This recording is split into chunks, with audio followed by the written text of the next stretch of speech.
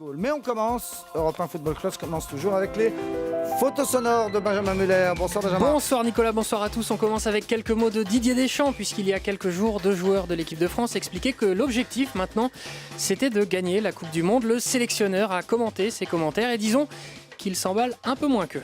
Qu'on ait de l'ambition, c'est très bien.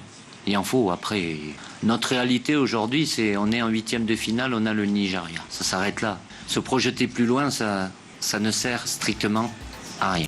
Alors, ce match, il commence donc à 18h, ce qui va poser de sérieux problèmes d'organisation pour de nombreux Français travaillant jusqu'à tard ce soir. Alors, question, comment faire ? Écoutez quelques idées pour ne rien rater du match avec ses supporters rencontrés pour Europe 1 par Arthur Mbaché. Je travaille jusqu'à 8h15, là à côté, mais j'enregistre le match. Et je le verrai en rentrant. Vous allez entendre les gens crier. Non, je ne veux pas l'entendre. Je me bouche les oreilles pendant 2 heures parce que je ne veux pas savoir le résultat, je le verrai en rentrant. En léger différé. Ce matin, je me suis levé beaucoup plus tôt. Alors normalement, c'est plus du 9h-19h. Donc aujourd'hui, ça sera une journée un peu plus légère. Ça va être du 8h-17h30. Pile poil pour le commencement du match et les hymnes nationaux. Voilà, pile poil pour les hymnes. Un match où il devrait faire très chaud. Il sera 13h à Brasilia au coup d'envoi et très humide. Alors est-ce un problème pour nos joueurs ? Écoutez l'analyse de notre monsieur météo football, Giroud.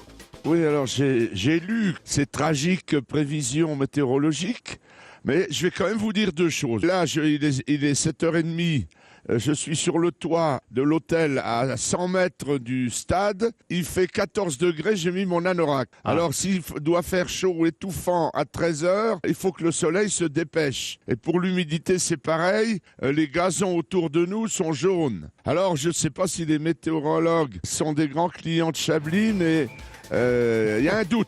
Voilà, Giroud et son anorak. C'est donc en ce moment à Brasilia. Alors l'équipe de France, si elle ne doit pas se méfier de la météo, devra en revanche craindre le gardien du Nigeria, Vincent Enyama, l'un des meilleurs gardiens du monde, qui en plus est cool, si on en croit Frédéric Paquet, l'un des patrons de son club, le LOSC de Lille, ici sur BFM TV.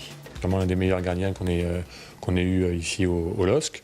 Et puis comme personne, c'est une personne exceptionnelle, c'est-à-dire que c'est quelqu'un qui est toujours de bonne humeur, qui a un sens et une philosophie de la vie très positive, c'est-à-dire qu'il est toujours dans la vision positive des choses. Voilà Vincent Enyama qui est sympa, ce qui est une bonne nouvelle, et surtout qui annonce la couleur, Vincent Enyama, sur ses objectifs. Écoutez-le en avril dernier, avant donc le début de la Coupe du Monde, en conférence de presse. Si nous sortons de ce groupe, j'espère que nous rencontrerons la France. J'espère aussi qu'on les sortira. Merci Benjamin, le génial, malheureusement génial gardien nigérian dans les photos sonores de Benjamin Muller.